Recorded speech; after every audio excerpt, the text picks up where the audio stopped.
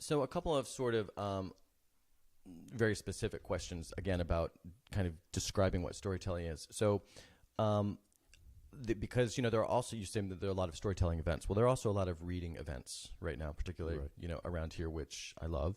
But I think storytelling is typically you're not reading. Is that one of the defining you're not up criteria there as well? There's no pages. Right. And depending on the performer, sometimes it's memorized word for word. I don't do that. I did that when I first started. Mm-hmm. It's not a great idea unless you really know the thing really well. Because it's like if you get tripped up on one word, it's kind of like a kid who's reciting the alphabet and they get tripped up on like L. Right. And then it's like, what comes next? Right.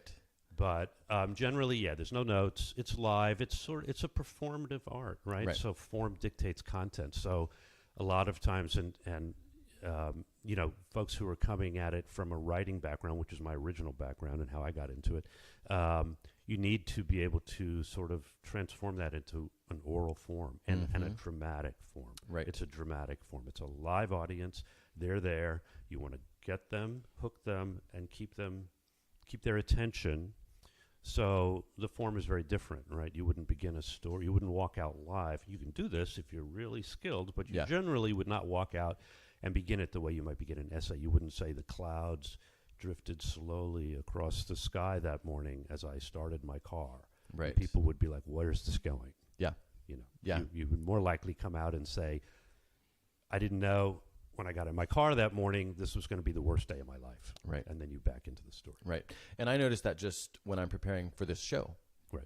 I read all of my notes out loud a couple of times for that very reason, because the written word versus the spoken word is very different. And sometimes I'll get things from guests, you can use this, but then I still have to adapt it because it has to feel like it's natural and that it's part of the conversation. It's a different form. It's the difference between writing an article and a speech. I used to be a speechwriter. Yep.